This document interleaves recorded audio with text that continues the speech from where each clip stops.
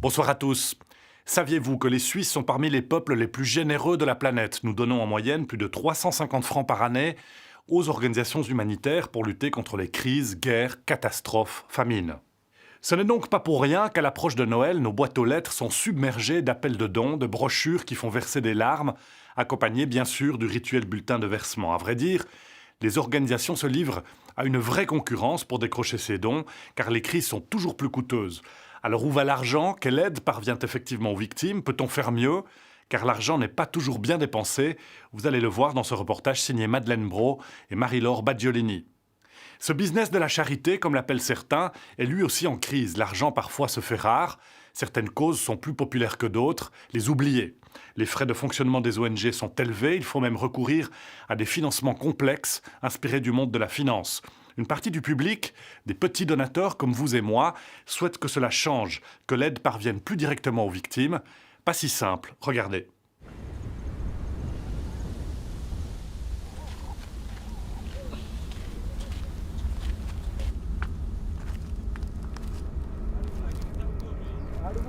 Souvent, ça commence comme ça. Une tragédie humanitaire, des images chocs. Celles-ci ont été filmées au mois d'avril en Somalie pour lancer la journée de collecte de la chaîne du bonheur. Aujourd'hui, on voit essaimer de plus en plus des dépouilles de dromadaires comme celui-ci. Un envoyé spécial de la RTS parti avec l'ONG Save the Children, en français Sauver les enfants. Car il faut montrer cette famine si l'on veut que les gens donnent. Pas d'image spectaculaire égale pas d'argent, ce qui explique cette curieuse alliance média-humanitaire. On se posait beaucoup de questions ce matin parce que, vous le savez, la famine, on en parle, mais elle ne s'incarnait pas d'une façon ou d'une autre dans les médias, dans la presse ou très peu. On se posait la question, la Suisse et sa population allaient-elles être solidaires? Ces images-là ont fait exploser le standard.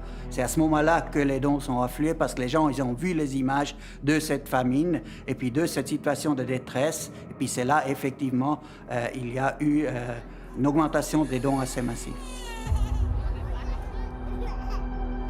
Et la collecte, je le disais, tout au long de la journée, Jean-Marc Richard, où en sont les dons? Les dons ont dépassé les 4,6 millions d'Arius. C'est remarquable. On se posait Tous les moyens sont bons pour que les donateurs mettent la main au porte-monnaie.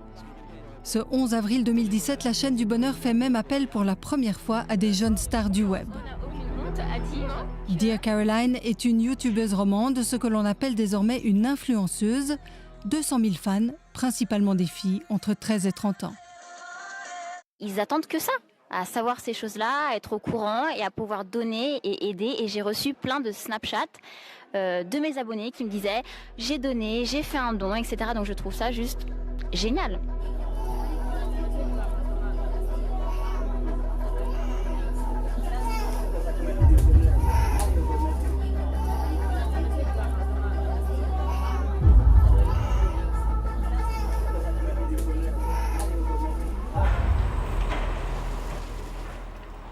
Le centre de logistique de Médecins sans frontières à Bordeaux, juste à côté de l'aéroport. La marchandise payée par les dons et contributions part par palettes entières autour du globe pour répondre aux besoins des équipes sur le terrain. Une véritable usine qui emploie 150 personnes qui fonctionne non-stop. Car les catastrophes humanitaires ne prennent jamais de vacances. Donc là, on va rentrer dans le stock logistique. Donc c'est l'ensemble du matériel qui va être en support de l'activité médicale. Donc c'est un peu le bric-à-brac, on trouve de tout. Donc ça va du balai, de l'essuie-tout, des réservoirs, des motopompes. Un vrai supermarché de l'humanitaire, un hypermarché même. Mais contrairement au commerce de détail, ce secteur-là ne connaît pas la crise. Le centre ne cesse de grandir. Les bâches que l'on donne aux réfugiés pour qu'ils se protègent dans les camps de réfugiés. La production d'électricité avec les générateurs. Donc, c'est une motopompe. Donc, on va envoyer également des motopompes pour pouvoir distribuer de l'eau propre. En 2016, près de 130 millions d'euros ont transité par ces entrepôts. 23 millions de plus qu'en 2015. Tu es donc sur le module matériel injectable, c'est ça, du kit hôpital? C'est ça. Okay. Plus de 5000 tonnes de marchandises ont été expédiées l'an dernier, dont 80% de médicaments. 500 types différents de kits médicaux sont renouvelés en permanence en cas d'Ebola, de choléra ou de catastrophe naturelle et adaptés aux conditions extrêmes. Donc là, nous avons les produits, les vaccins, et nous avons cet appareil qui va enregistrer les températures toutes les 15 minutes. Et donc, à partir du moment où on a une température en dessous de 2 ou au-dessus de 8, il va y avoir une alerte. Et la mission va devoir nous avertir qu'il y a eu telle température pendant telle durée, qu'il y avait tel produit à l'intérieur. Et nous, on va leur répondre, OK, vous pouvez utiliser, parce que des produits sont plus résistants que d'autres, ou vous devez jeter, malheureusement. À cela s'ajoute l'élément indispensable à toute mission humanitaire. On prépare les véhicules 4x4 pour les missions MSF. Donc on les reçoit directement de Toyota Japon. Et ça coûte combien à peu près un véhicule comme ça? Ça coûte à peu près 25 000 €. Et ici, on va les modifier pour qu'ils soient adaptés aux missions MSF. On va mettre ce type de protection pour le véhicule. On va faire quelques renforts sur le moteur. On va rajouter un filtre pour filtrer encore plus le gasoil. Vu les chemins qu'ils parcourent, bien qu'ils soient costauds, au bout d'1 an ou 2 ans, ils sont hors service.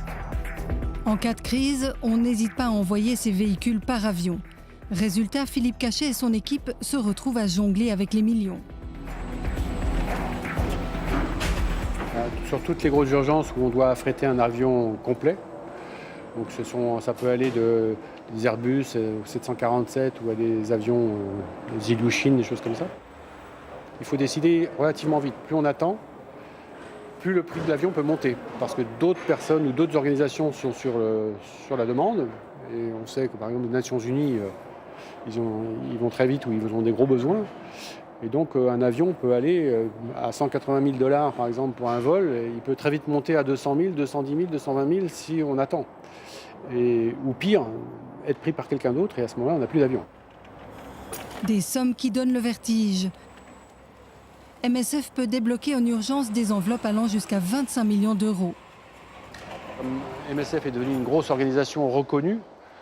Et si on fait toujours le maximum pour pouvoir intervenir pour les populations et que le résultat soit vraiment à leur profit.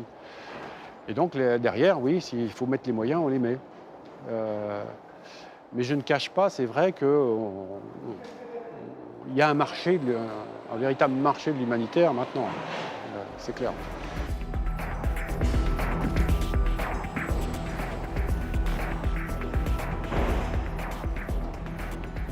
L'humanitaire est devenu une industrie gigantesque, sans but lucratif certes, mais qui fonctionne selon la même logique que le big business. Avec ses recettes, ses dépenses, ses objectifs. Sur ce marché, c'est celui de l'urgence qui est devenu le plus important et MSF est désormais une multinationale présente dans 70 pays. Sa croissance est constante, alimentée par l'explosion des crises autour du globe. À Genève, MSF Suisse a suivi la même croissance phénoménale. L'organisation occupe ce grand bâtiment en plein centre-ville et sa taille a doublé en 10 ans. Il faut donc financer tout ça et lever toujours plus de fonds.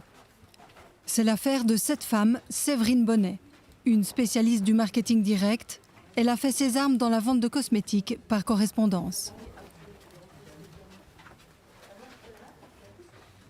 On avait envoyé un questionnaire à nos donateurs pour savoir ce qu'ils pensaient du journal Réaction. Alors les donateurs, ils ont préféré celui-là. Il a gagné. Est-ce qu'on vend l'humanitaire, entre guillemets, de la même façon qu'on vend des produits cosmétiques? Les techniques sont les mêmes. C'est une certitude. Aujourd'hui, c'est un métier. C'est de la même façon qu'on a des médecins aux côtés de nos patients. Le fundraising, autour de moi, j'ai une équipe et il y a des professionnels du fundraising au sein du département. Et c'est une certitude que on se doit d'être le plus efficace, le plus professionnel. Fundraising, le mot est lâché. La recherche de fonds est la clé du succès. Elle doit être d'une efficacité maximum. Objectif, fidéliser et motiver les 240 000 donateurs individuels réguliers. Et un grand succès, il y a aussi, on a remarqué pour l'image du mois. Ils étaient unanimes, tous. Surtout cette image-là. Ils ont beaucoup apprécié ça. Grâce aux donateurs individuels, MSF Suisse boucle 92% de son budget. Mais il faut trouver toujours plus d'argent. Les urgences humanitaires se multiplient. Le département est sous pression. J'apprécie le merci de la première page. Aujourd'hui, on a de plus en plus de besoins opérationnels, donc nos objectifs fundraising sont élevés et autour de nous, il y a aussi d'autres NGO qui font du fundraising, qui se professionnalisent et la générosité du donateur n'est pas expansible. Quand plusieurs ONG convoitent la même part du gâteau, comprenez les dons individuels, cela s'appelle de la concurrence et elle est féroce. Voilà, là, elle sera bien, je pense. Tout le monde s'observe pour essayer de reprendre ce qui marche. Des images et des slogans choquent. Des méthodes que Christophe Beck, à la tête d'une agence indépendante, connaît parfaitement. Il faut faire rentrer à l'intérieur de l'enveloppe. Et c'est ce qu'on appelle donc l'accroche. Il faut absolument passer le barrière de ces 2 secondes entre le classement vertical et le « Ah, ça m'intéresse, je vais peut-être faire quelque chose et je vais regarder parce que je suis curieux ». Comme celui-ci, par exemple, où on devait tout de suite communiquer avec l'image d'un enfant parce qu'on voulait lui donner un passeport pour l'éducation. Et l'idée, c'est de cheminer à travers une enveloppe. Vous obtenez où les adresses? Ce sont des brokers qui font le commerce d'adresses. Et ça s'achète très cher, ces adresses? Alors, ça ne s'achète pas, ça se loue. Voilà, c'est une location qui est pas très élevée parce que justement on les loue et qu'on doit les relouer à chaque fois. C'est à peu près entre 35 et 45 centimes l'adresse. Voilà. Mais c'est quand même un investissement. C'est un investissement. Mais ensuite, ces adresses, lorsqu'une personne fait un don, elles rentrent dans la base de données et permet à l'association finalement de les ressolliciter. Chaque envoi coûte environ 1,50 franc, 2 tiers pour les frais de poste et d'imprimerie et 1 tiers pour l'agence. Mais on sait combien ça rapporte. C'est à peu près, en marketing et en mailing, c'est à peu près, on investit 1 franc et on récolte 2 à 4 francs. Le profil du donateur suisse, c'est quoi? Alors c'est une femme âgée de plus de 65 ans, mais vous savez qu'en Suisse, il y a 70% des personnes qui donnent à une association humanitaire ou à une ONG, une fondation. Donc les Suisses sont les champions de la générosité. Donc ils sont du coup très convoités? Alors ils sont très convoités et d'ailleurs, c'est encore un des records des Suisses, ils donnent à peu près 4 à 5 associations par an, contre d'autres pays qui peut-être donnent à 1, 2, 3. Donc le montant moyen des dons annuels, c'est à peu près 350 francs en Suisse romande et un peu plus de 450 francs en Suisse alémanique. Donc c'est quand même des dons qui sont importants. Bon, je pars chez Médecins du Monde. Le champion de la levée de fonds, jalousé par toute la galaxie humanitaire, c'est Médecins sans frontières. On y va, Morgane? Chez eux, le taux de retour est incroyablement élevé. Alors, que je t'explique un peu nos campagnes de prospection chez MSF. Pour 1 franc investi dans une campagne, il décroche le jackpot, soit 9 francs. Donc, ce message étalon, qui est le message indétrônable, utilise tous les grands classiques d'un mailing, c'est-à-dire un visuel d'enfant, le geste médical, le logo MSF. Pour l'instant, on n'arrive pas à détrôner cette campagne de marketing direct. Et ça, c'est typiquement aussi une photo qui fonctionne bien, puisqu'il y a le regard de l'enfant et l'incontournable mesure sur la malnutrition. Dans ce contexte de concurrence acharnée, les comportements ressemblent à ceux du business. L'antenne suisse de l'ONG anglaise Save the Children est venue manger sur les mêmes plates-bandes. Ce flyer, envoyé ce printemps aux donateurs, a permis de récolter 150 000 francs. MSF a envoyé un flyer similaire. Vous n'avez pas tous un peu les mêmes recettes? Ce n'est pas une question de recettes, c'est ce que l'on utilise sur place. Et ce bracelet est un instrument qui est utilisé sur le terrain pour tester si un enfant souffre de malnutrition ou pas. Partir à l'assaut du marché suisse s'est avéré un bon calcul pour l'ONG anglaise. Save the Children n'est en Suisse que depuis 10 ans, mais elle emploie déjà 44 personnes. Son budget a atteint 22 millions de francs l'an dernier. Les dons privés ont augmenté de 6%. Ils représentent 30% du budget. Le reste provient de sources institutionnelles. Le Suisse donne volontiers. Save the Children Suisse a été fondé en 2006 comme ONG indépendante. Et nous avons commencé à construire une bonne base de donateurs que nous pouvons encore certainement élargir.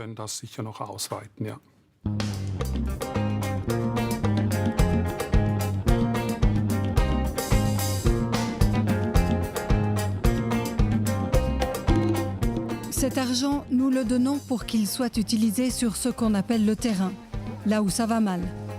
Alors départ direction Haïti. Après le tremblement de terre de 2010, les Suisses se sont beaucoup mobilisés pour ce pays.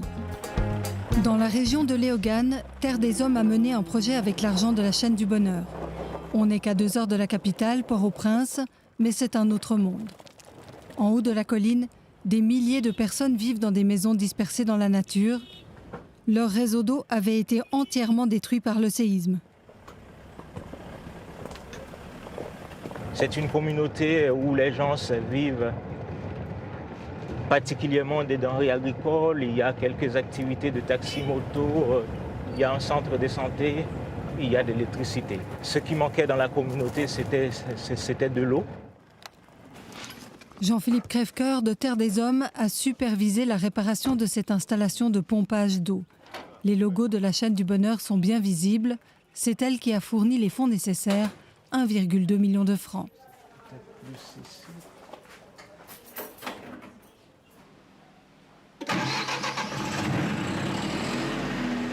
Ramener l'eau dans ce réservoir a pris 5 ans. La facture s'est alourdie en cours de route car la source s'est soudainement tarie. Il a fallu procéder à des forages à 70 mètres de profondeur pour retrouver de l'eau. L'eau arrive normalement dans tous les kiosques? Elle arrive normalement. La population ne se plaint pas, l'eau est propre, de bonne qualité? Il n'y a pas de problème, tout est normal.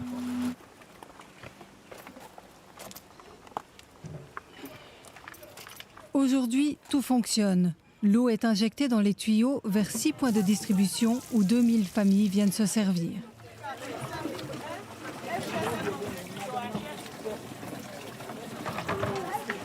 Un miracle, car avant il fallait marcher 2 heures pour trouver le point d'eau. Une corvée qui revenait aux enfants et perturbait leur scolarité, d'où l'engagement de Terre des Hommes.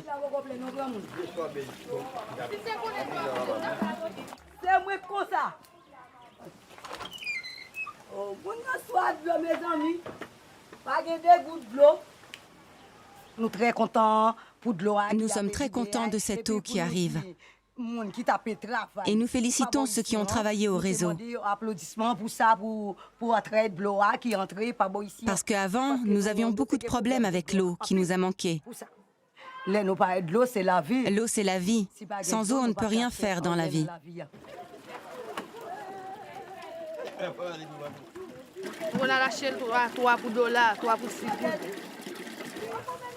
Vous trouvez ça cher? Non, nous tout pas cher, nous parce que côté 10 gouttes. Les habitants payent quelques centimes pour chaque seau pour financer l'entretien du réseau et assurer que le projet soit durable. Là, effectivement, l'eau, ça va être géré comme un business social. Je pense qu'il y a des calculs qui sont en train d'être faits avec la communauté. Tout ce qu'il y a de rentrée pour la vente d'eau, parce que c'est déjà officiel en Haïti, il faut cotiser pour maintenir le système avec ce que les familles cotisent. Donc, effectivement, le réseau d'eau va pouvoir se tenir à l'avenir. Adano, c'est un exemple d'aide humanitaire qui fonctionne. Mais il y a les dérives, les échecs. Dans les pays où elle déferle massivement suite à une catastrophe, comme ici en Haïti, cela peut laisser des souvenirs amers.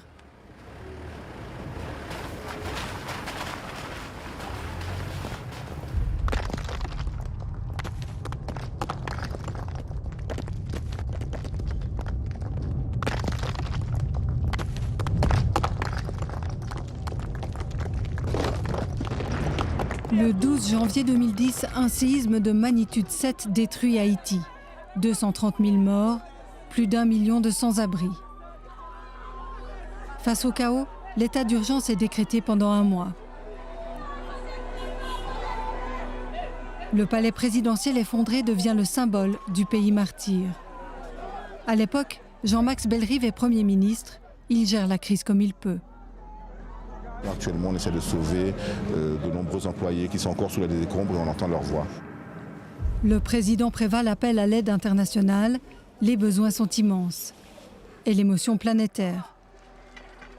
Les dégâts sont évalués à près de 8 milliards de dollars. On part au plus pressé. Des milliers, oui des milliers d'ONG débarquent.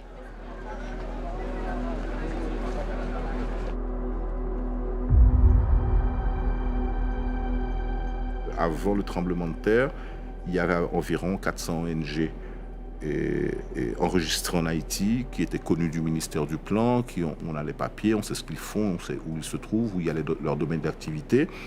Et du jour au lendemain, enfin pas du jour au lendemain, mais dans l'espace d'une quinzaine de jours, il y en a environ 10 000. Je ne sais pas s'ils sont là pour la durée, je ne sais pas là s'ils viennent pendant 3 jours, je ne sais pas qu'est-ce qu'ils font, je ne sais pas où est-ce qu'ils vont. Il n'y a aucune coordination. C'était le cirque humanitaire. Tout le monde voulait y être. Vous le savez bien, c'est les États-Unis qui ont pris le pouvoir sur l'aéroport et qui choisissaient qui descendait. Donc Travolta descendit plus rapidement que les médecins cubains, ce qui est arrivé. Je pense que ça, c'est le manque d'État.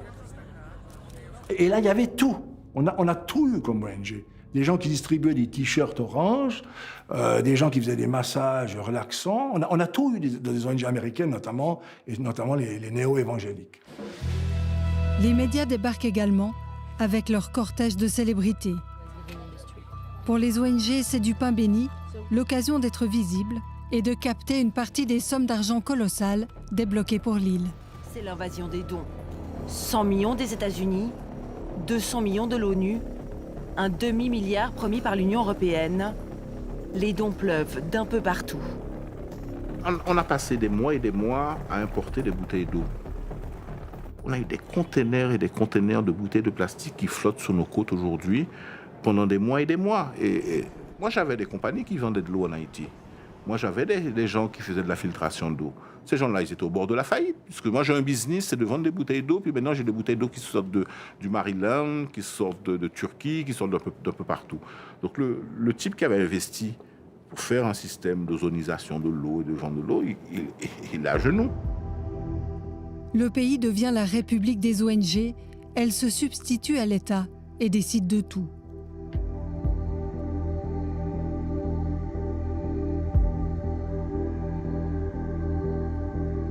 Les personnes déplacées sont logées dans de vastes villages de tentes à la périphérie de Port-au-Prince. Souvent, les autorités haïtiennes sont contournées, parfois elles ne sont même pas consultées. Rapidement, des soupçons de corruption planent sur le gouvernement affaibli. C'est une partie infime de l'aide qui est passée entre les mains du gouvernement ou de l'État haïtien. On parle souvent de moins de 10%. Mais en fin de parcours, le corrompu, c'est le ministre haïtien, c'est le premier ministre haïtien, c'est le président haïtien, parce que c'est la cible. Puis on sait que ces petits pays, c'est les républiques bananières, ce sont des voleurs. J'ai même pas eu l'argent, j'ai même pas su ce qu'on faisait avec l'argent, mais c'est moi le voleur.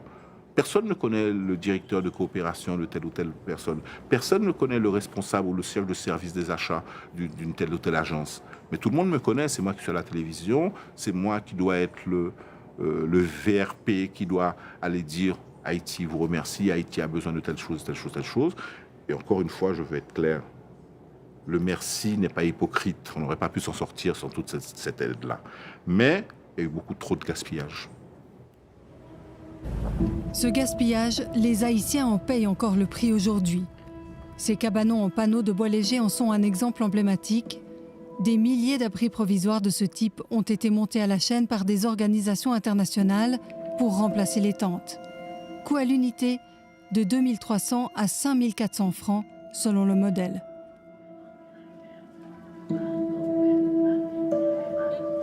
Il y a eu des contrats très juteux et ça a coûté très cher. Et c'était des matériaux extrêmement fragiles qui n'ont pas résisté au climat que nous avons en Haïti. Mais pourtant, la compagnie qui a fourni ces matériaux et qui a construit les abris provisoires a fait un business magnifique, avec des taux de rentabilité incroyables. Donc, il y a eu beaucoup de scandales, beaucoup de scandales. À la base, ces petites maisons provisoires ne devaient durer que 2 à 3 ans, le temps de reconstruire en briques. Mais ici, personne, ni les citoyens, ni le gouvernement, n'en a les moyens. Aujourd'hui, elle tombe en ruine. Ça fait trop longtemps que ça dure. Après 7 ans, les gens vivent toujours dans du provisoire. C'est pas bien. Si quelqu'un vient avec une pince et qu'il la glisse sous la cloison, il peut rentrer facilement dans le cabanon et prendre ce qu'il veut et s'en aller. Carmen Pierre est coincée dans ce provisoire qui dure. Sa maison au centre de Port-au-Prince s'est effondrée au moment du séisme. Faute de mieux, elle partage ses 16 mètres carrés avec 5 autres personnes de sa famille. Carmen compte sur ses enfants adultes qui vivent en ville pour lui envoyer un peu d'argent tous les mois. C'est seulement nous faire On est resté 2 ans sous tente. Et après, on a eu le cabanon. C'est pas bien. Et les latrines sont en très mauvais état. Quand on y va, on attrape des infections. J'ai commencé à creuser une fosse, mais ça coûte de l'argent. J'arrive pas à finir. Le camp de Corail Canaan, où vit Carmen Pierre, n'est plus qu'un immense bidonville insalubre. Il était prévu pour accueillir provisoirement 10 000 personnes. Aujourd'hui, 250 000 personnes y vivent en permanence, dans une extrême pauvreté, loin de tout. Pas de transport public, pas d'emploi.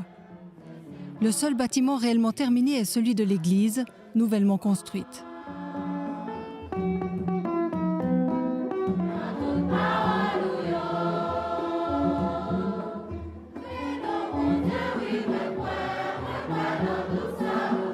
La population se sent abandonnée et ne peut plus compter que sur l'entraide. Le père Isaiah, un missionnaire italien, est témoin de la misère de cette communauté. Il pointe un doigt accusateur sur les organisations internationales.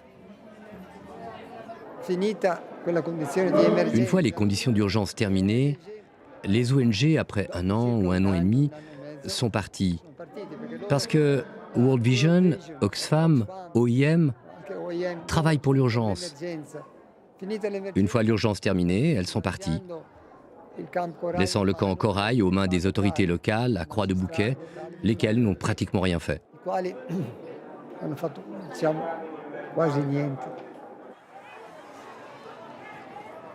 Le premier responsable, peut-être que c'est le gouvernement, donc moi-même à l'époque. Il y a une très mauvaise évaluation de la situation. Et il y a un réflexe normal, humanitaire, il y a des gens dans les rues, ils n'ont plus de maison, on va leur construire des maisons. C'est pas là qu'on voulait construire, ça nous a été un peu imposé. Par qui ?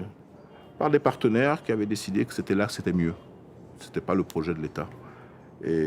Mais en fin de compte, on n'avait pas les financements, on n'avait pas les moyens, donc ils ont voulu construire là.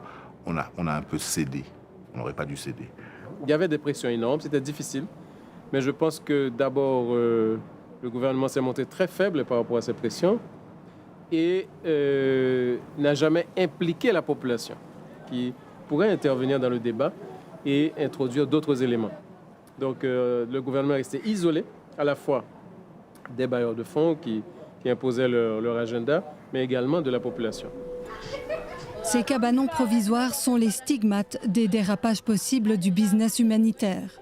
Pour les ONG, c'était l'occasion d'exhiber des résultats rapides pour justifier l'utilisation des fonds. Mais l'économie locale n'en a que peu bénéficié. Par exemple, les matériaux de construction ont été importés.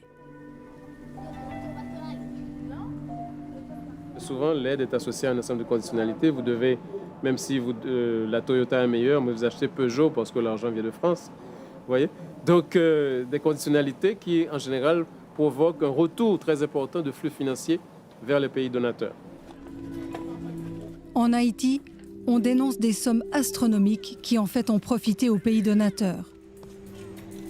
Notamment pour faire tourner des organisations caritatives dans lesquelles le salaire d'un directeur peut s'élever à plus de 150 000 francs par an pour les plus grosses, avec des frais de fonctionnement qui oscillent entre 8,5% et 15%. En clair, les catastrophes servent à nourrir la bête. On a créé pendant quelques mois une illusion avec beaucoup de donations. Et puis, quelques mois après, les gens étaient abandonnés. Parce que justement, Haïti n'était plus à la mode, entre guillemets, n'était plus sous les feux des projecteurs. Donc on passait à une autre catastrophe en Philippines ou dans un autre pays. Donc je crois que c'est cette logique de passer de catastrophe en catastrophe sans tenir compte qu'il y a une espèce de machine qui s'autonomise indifféremment des populations qui sont affectées par la catastrophe. Et je crois que c'est là l'un des graves problèmes.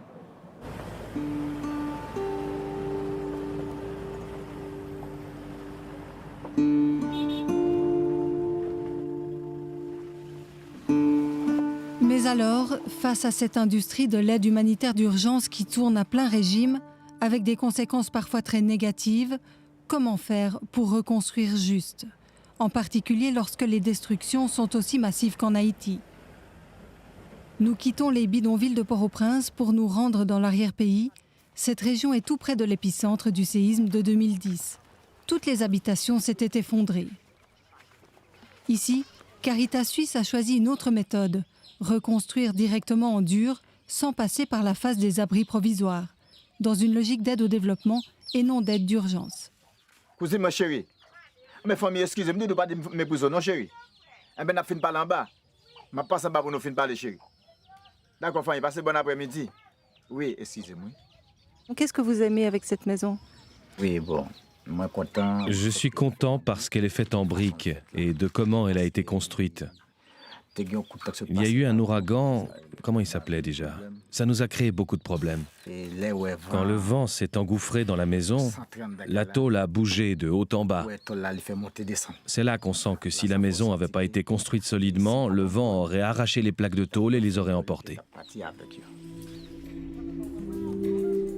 Résistant, oui, mais à quel prix?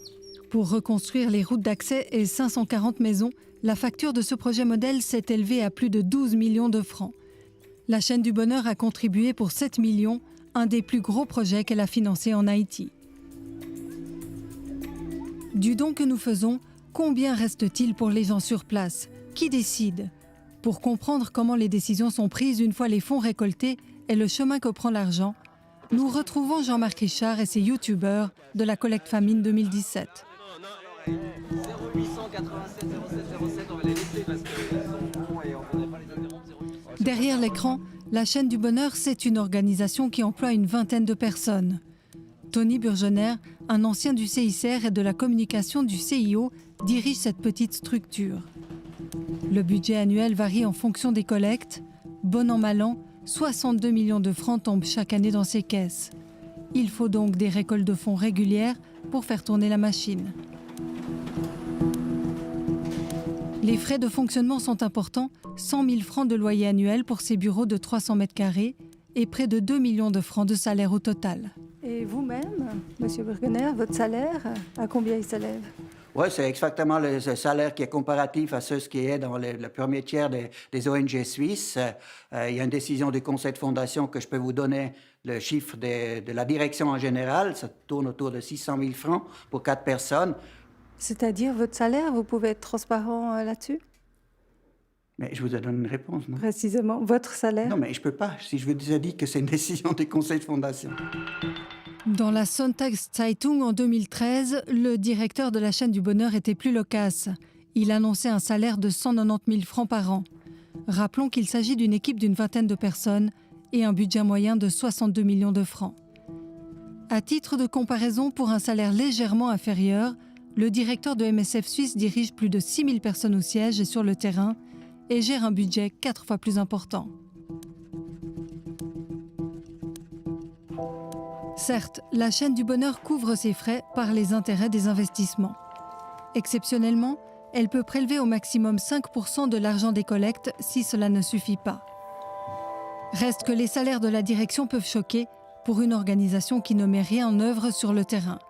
Tout est redistribué aux ONG partenaires. On ne se satisfait certainement pas uniquement d'être une plateforme d'argent et un bancomat où on peut aller chercher l'argent. Ça, c'est sûr que non. Parce que nous, on a une grande expérience dans le domaine. On travaille avec 25 différents partenaires dont on connaît les projets. Nos collègues du département projet digèrent cette information et puis après, on le discute avec les partenaires. Dans le cas de la collecte Famine 2017, la première réunion à Berne pour évaluer les projets soumis par les ONG n'a lieu que 5 semaines plus tard. Pourtant, La situation était présentée comme très urgente le jour de la collecte. Il y a 16 millions de francs à répartir, une belle opportunité. C'est toujours un peu comme un petit examen. C'est tout à fait ça, On se prépare, on a un peu d'appréhension, on sait qu'on va entrer dans une salle avec beaucoup de personnes et on va nous poser beaucoup de questions. Parce qu'il y a quand même des personnes très qualifiées, les questions sont assez pointues souvent. Bonjour tout le monde. Salut. Tout ce petit monde se connaît visiblement très bien. Une proximité qui peut parfois mener les représentants des ONG tour à tour des deux côtés de la table, un jour évaluateur, un jour évalué. 6 organisations ont déposé des demandes de financement. Tout le monde a bien lu en détail le document, alors juste un petit aide-mémoire et éventuellement des mises à jour quelques minutes avant qu'on passe aux questions. Merci. Donc je viens vous présenter ce projet en Ouganda, dans le camp de Bidibidi, un camp de réfugiés. Chaque ONG a 5 minutes pour convaincre dans ce speed dating de l'humanitaire. On a beau être des organisations suisses, c'est souvent l'anglais qui est utilisé. Question de jargon. Tous les foyers seront équipés avec ces fourneaux. Des employés seront spécialement formés et payés pour fabriquer ces fourneaux et les distribuer aux réfugiés.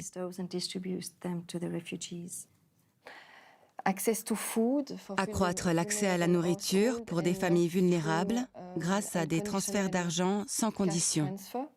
Il y a 7 centres de santé et 5 cliniques mobiles qu'on peut accéder et on va s'appuyer là-dessus pour concrètement donc effectuer des consultations médicales. En ce moment, il n'y a qu'une seule ONG qui travaille dans cette région et dans ce district de Badad. C'est notre partenaire, Somali Aid. Il y en a un ici, un là. Nous nous coordonnerons avec d'autres projets de nutrition et d'accès à la nourriture de Save the Children. Et bien sûr, nous nous coordonnerons aussi avec d'autres ONG pour réduire le risque de décès durant le transport. Les ONG doivent être dûment accréditées pour prétendre à ce juteux gâteau. Un projet est refusé en vote et 5 autres acceptés. On a passé des heures à discuter et déplacer une quinzaine de personnes, mais le vrai pouvoir reste entre les mains du directeur. Au final, c'est lui qui décide. C'est un comité consultatif.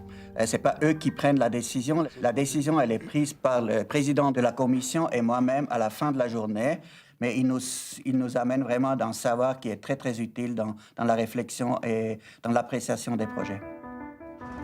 Il y a comme une fausse note dans ce processus réglé comme du papier à musique. Médecins sans frontières suisse est absent. Pourtant bel et bien partenaire officiel de la chaîne du bonheur, les French Doctors ne se sont pas associés à la collecte famine. On veut rester vigilant sur l'emploi des mots. Et il est pour nous, je dirais, c'est capital dans la relation de confiance avec le public, d'employer des mots qui correspondent aux indicateurs que collectent nos équipes sur le terrain. Donc, crise nutritionnelle grave, oui, bien entendu, notamment dans des poches affectées par les conflits. Ce sont des conséquences de la guerre, ce sont des conséquences politiques. C'est pas climatique, simplement. Mais on n'observe pas à l'heure actuelle, dans les endroits où nous travaillons, une situation de famine généralisée. Alors, la collecte lancée ce printemps était-elle artificielle ? Pour la chaîne du bonheur, c'est joué sur les mots. C'est le représentant des Nations Unies revient du terrain et puis il parle de la catastrophe la plus importante depuis 45 ans. Bien évidemment, là, nous, on commence à agir parce que ce serait pas correct par rapport aussi à ceux qui sont dans la misère de ne pas essayer de leur donner de l'aide. MSF Suisse peut se permettre de faire cavalier seul. La chaîne du bonheur finance moins de 1% de son budget. Ces fonds proviennent à 92% des donateurs privés, ce qui donne une grande liberté à l'organisation. Mais au contraire de géants comme MSF, les petites ONG ne peuvent pas faire la fine bouche. Médecins du Monde suisse, par exemple, dépend des fonds des grandes institutions pour boucler son budget. En Haïti, elle termine ce projet financé par la chaîne du bonheur. Bon, on a changé les tôles. Ensuite, on a changé le plafond. Il y a des plaques qui étaient à cause de l'eau enfoncée et qui commençaient à pourrir. nous, on a rétabli l'eau. Sans eau, on ne peut pas fonctionner. Il y a presque dans tous les... Si vous pouvez voir là, donc il y a de l'eau maintenant. Le problème, c'est qu'une fois ce projet terminé, il faudra trouver de l'argent ailleurs. Médecins du Monde veut poursuivre son activité en Haïti, mais l'avenir est sombre, car en Suisse, le climat politique est défavorable. Le Conseil fédéral a demandé 130 millions de moins au développement, mais pas à l'humanitaire, parce que l'urgence, c'est plus glamour, n'est-ce pas? Et donc, c'est sûr que les ONG de notre taille sont à risque si on ne développe pas une autre aide financière, et notamment nos donateurs individuels. Le but, c'est d'échapper au financement dit ciblé ou fléché, ce qui veut dire ne recevoir des fonds que pour des projets précis et pour des durées limitées, avec de l'argent qui ne peut être investi que pour cela.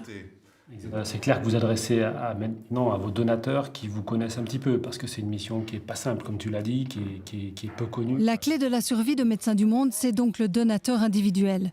Et l'organisation vient de lancer une nouvelle campagne pour attirer ce fameux donateur. Le don qu'il va faire, il va le faire au projet de Médecins du Monde suisse et pas à un projet ciblé. Lorsque c'est une fondation, lorsque c'est la chaîne du bonheur, c'est sur un projet ciblé. Et on peut garder une certaine liberté grâce aux donateurs privés, liberté d'aller où on veut. D'ailleurs, notre mot d'ordre, c'est d'aller où les autres ne vont pas. Et puis surtout, que les bailleurs ne choisissent pas les victimes, ce qui est actuellement le cas pour certains endroits dans le monde. Cette contrainte du financement ciblé ou fléché, même le CICR n'y échappe pas. Son budget repose principalement sur l'argent des États et 2/3 des fonds sont attribués à des situations précises. Son directeur Yves D'accord se bat pour bénéficier de fonds libres d'emploi. Qui c'est qui vous donne des fonds non fléchés? Alors bon, il y a plusieurs pays qui donnent. Il y a les États-Unis d'Amérique, les Anglais, les Suisses sont importants par rapport à ça. L'Allemagne, aujourd'hui, joue un rôle très très important. C'est, je pense, les grands donateurs. C'est plus compliqué, et parfois les pays nordiques. C'est plus compliqué dans les pays d'Asie, Océanie, et alors les pays du Golfe. On a 2 pays du Golfe qui se sont joints aux donateurs récemment. Alors eux, ils ont tendance à flécher beaucoup plus leur financement. Vous diriez que quelle proportion du financement du CICR n'est pas fléchée? À peu près, on vise entre 28 à 35% du budget du CICR avec une très grande liberté. C'est très important qu'on maintienne ça, de pouvoir au fond dépenser, investir dans de l'action humanitaire dans des pays où personne n'est intéressé, dans des sujets que personne n'a encore vu émerger. C'est vrai qu'aujourd'hui, nous pourrions, le CICR, trouver des fonds, beaucoup de fonds pour la Syrie, pour la question migratoire, par exemple, au niveau du Moyen-Orient. Par contre, il n'y a aucun intérêt actuellement pour l'Afghanistan. Alors, plus du tout d'intérêt non plus pour le Congo, pour le Centrafrique. Pas d'intérêt non plus pour les nouvelles questions. L'Ukraine, par exemple, personne n'est intéressé actuellement à financer. Et donc, nous, on doit avoir la capacité de pouvoir maintenir notre engagement dans des pays comme ça. Yves D'accord parcourt la planète pour assurer le financement du CICR. Ce jour-là, il s'envole pour Munich afin de rencontrer le géant de la réassurance Munich Re, ou quand le marché de l'humanitaire rencontre celui des affaires. Je vais à Munich pour rencontrer en fait Munich Re et son leadership pour discuter avec eux du futur. Ils viennent de prendre la décision de nous accompagner dans un nouveau projet qui est important pour nous, qui est vraiment du financement innovatif. C'est la première fois qu'ils viennent dans le territoire des conflits, parce que c'est beaucoup plus compliqué d'investir aujourd'hui dans ce genre de terrain, très instable, politiquement, socialement, humainement.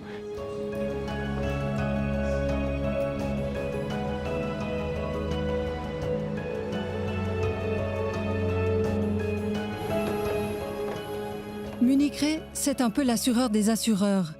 Avec le CICR, il veut élaborer un instrument financier complexe pour permettre aux États de continuer à financer des programmes humanitaires, mais sans prendre de risques. Pour simplifier, Munich Re avance l'argent et les États remboursent le réassureur lorsque le CICR atteint les objectifs fixés. L'institution s'aventure sur un terrain jusqu'ici inconnu. C'est d'abord difficile nous-mêmes d'être prêts à trouver des nouvelles solutions. Nous, on est habitués à être financés par des États, on est habitués à des relations claires. Ici, on doit aller chercher hors de notre zone de confort, finalement, une des nouvelles façons de réfléchir à l'humanitaire, de nouvelles façons de réfléchir à les investissements dans des situations de crise. Donc oui, c'est compliqué pour eux, mais aussi pour nous. Michael Menhardt is chief economist at Munich Re, where one of his fields Rien n'est gratuit. Cela permet aussi à Munich Re de s'associer à l'image immaculée du CICR, car l'assureur est très attentif à son programme de responsabilité sociale qui se préoccupe d'éthique, de valeurs, comme l'affiche ostensiblement la page d'accueil de son site internet. Tout d'abord, je pense qu'il y a beaucoup de potentiel pour développer la coopération entre le public et le privé, et en particulier entre le secteur public et Munich Re, afin de répondre aux divers challenges et diverses tendances que nous voyons dans le monde entier. Et je pense que c'est à la fois un élément humanitaire, mais aussi un élément aussi, j'allais dire, de business. Hein. Ils cherchent aussi à retrouver leur bille. Et c'est ça qui m'intéresse, parce que ce que je pense à moyen terme, c'est qu'on doit avoir plus d'acteurs comme ça, qui sont intéressés à venir investir dans des environnements extrêmement difficiles.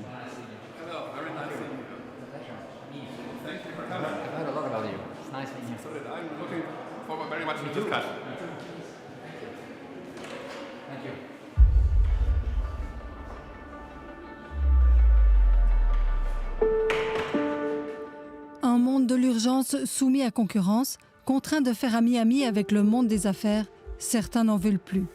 Il faut, disent-ils, mettre fin au business de la charité et repenser l'humanitaire. J'étais à l'instant au téléphone avec un bénévole en Somalie qui vient de voir une fille de 6 ans mourir en face de lui, déshydratée. Avant même la chaîne du bonheur, Jérôme Jarre, une superstar du web, avait découvert l'urgence famine en Somalie. Le 15 mars, il lance ce cri du cœur sur le web. Et si on trouvait un avion et qu'on le remplissait de nourriture, qu'on le remplissait d'eau et qu'on l'envoyait là-bas en Somalie? Ce jeune Savoyard de 26 ans s'est rendu célèbre sur les réseaux sociaux aux États-Unis. En 48 heures, il récolte plus de 2 millions de dollars. Son appel fait un carton auprès des jeunes. Turkish Airlines répond à l'appel et met un avion à disposition pour acheminer l'aide en Somalie. On a le camion là de 10 000 litres d'eau. Jérôme Jarre tient un journal de bord vidéo sur les réseaux sociaux. Il filme des distributions directes de vivres aux Somaliens. L'air libre pendant plusieurs jours. Voilà. Nous avons essayé de le contacter. Sa réponse par mail est militante. On essaye de repenser l'humanitaire et créer un modèle sans intermédiaire, où dans l'idéal, le don irait directement dans la poche de la personne qui a faim. C'est possible et on va le prouver. Même notre star romande, le grand JD, est parti le rejoindre sur place. On est en plein dans le bush et en fait voilà, j'ai ce qu'on appelle une tourista. Ah ouais, d'accord. Une petite diarrhée, mais c'est normal, ça fait partie du risque du métier. D'accord. Julien Donzé, 1,3 million d'abonnés, surtout connu pour ses apparitions décalées et humoristiques. Ah ouais, d'accord. Il a refusé de s'exprimer dans notre reportage. De sa visite au Somaliland, il a tiré une vidéo où il raconte les exploits humanitaires de son pote youtubeur.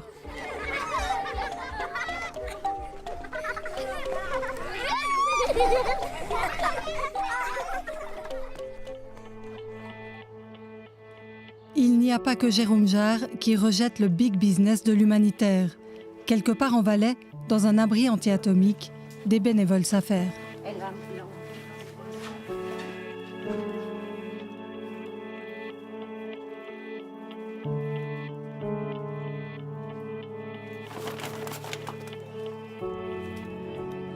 On est en train de nettoyer les bougies qu'on reçoit de personnes qui nous apportent pour faire des bougies. Durant toute l'année, elle prépare des couronnes de l'Avent et des décorations pour leur vente de Noël. Les frais sont réduits au strict minimum.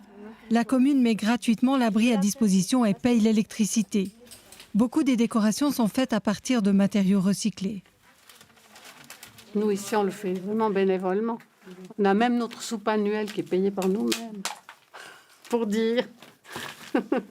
Et le bouche à oreille fonctionne. L'an dernier, elles ont ainsi récolté 57 000 francs qu'elles ont versés à des associations caritatives en Suisse et à l'étranger. La première chose qu'on regarde quand on regarde les comptes d'une association, on regarde les frais de fonctionnement. Donc, si les frais de fonctionnement sont élevés, ça veut dire que, bon, ben voilà, pour nous, c'est pas très motivant. Elles aussi veulent éviter les intermédiaires entre le donateur et le bénéficiaire sur le terrain. L'argent qui part en route comme un tuyau percé, c'est tous les gens qui en ont besoin qui ne peuvent pas en bénéficier. Et nous, ce qu'on veut, c'est qu'il y ait un maximum de gens qui puissent bénéficier de cet argent pour leurs besoins vitaux. Parfois, elles donnent de l'argent lors des collectes de la chaîne du bonheur. Les 600 000 francs de salaire annuel des 4 membres de la direction les scandalisent. Ça me choque. Ça me choque, je ne peux pas. Après, frais de fonctionnement, ok, parce que voilà, quand on va à l'étranger et puis qu'on fait des déplacements importants, je comprends que ça coûte. Mais quand c'est pour diriger, non, moi je ne peux pas accepter ça. Je ne peux pas accepter. On ne prend pas la pauvreté pour s'enrichir. Pour moi, c'est ça, c'est du business de la pauvreté dans le monde. Ces bénévoles ont suivi attentivement les aventures de Jérôme Jarre sur les réseaux sociaux. J'ai très, très confiance en la jeunesse, qui est spontanée et puis qui va au but qu'il s'est fixé. Et puis d'utiliser leurs connaissances et leurs moyens modernes pour le faire, je trouve ça fantastique. Il n'y a pas forcément de surveillance sur la façon dont les fonds sont utilisés, mais ça ne vous dérange pas? Non, parce que je salue la spontanéité du gars. Et on sent par son geste que c'est quelque chose qui va aller à son but.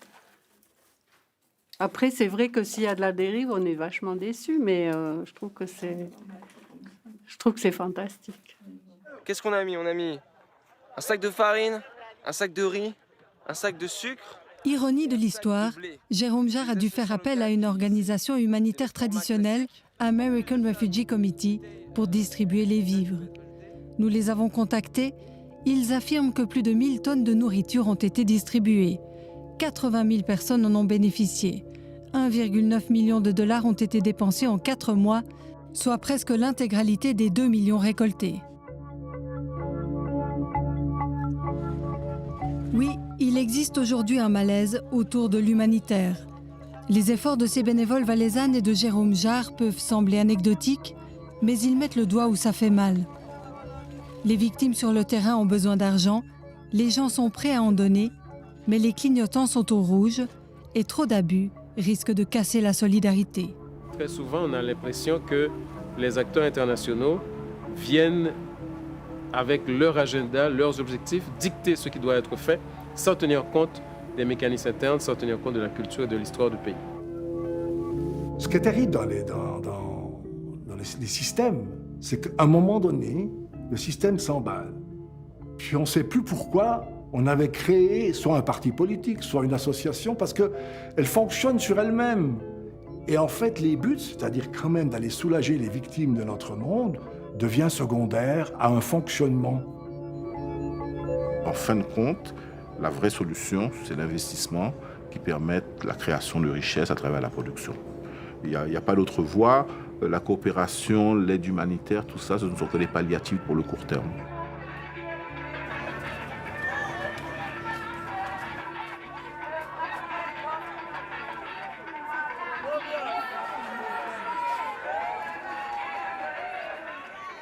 Vous l'avez vu, même le très prestigieux CICR doit imaginer de nouveaux moyens de se financer. En plus du partenariat avec l'assureur Munich Re, le Comité international de la Croix-Rouge vient de monter avec la fondation d'une banque privée un fonds d'investissement qui mise sur l'offre de prothèses à des handicapés africains. Si le CICR atteint ses objectifs, soit un certain nombre de prothèses distribuées, les investisseurs gagneront de l'argent, sinon ils le perdront. Et puis, plus près de nous, je vous rappelle que la RTS lancera une nouvelle édition de Cœur à Cœur du 17 au 23 décembre prochain, destinée à soutenir nos concitoyens dans la grande précarité. Excellente soirée à vous tous, très belle semaine et à bientôt. On l'a longtemps assimilé à une rumeur urbaine. En France, des collégiennes d'à peine 15 ans qui se prostituent pour un téléphone portable, un McDo ou quelques fringues. Océane, Léa, Inès ont toutes décroché de l'école et font des passes pour 300 €. Pour les parents, un cauchemar permanent et une obsession, les sortir du tapin, souvent seuls dans leur combat, car la police, les juges n'en ont pas fait leur priorité.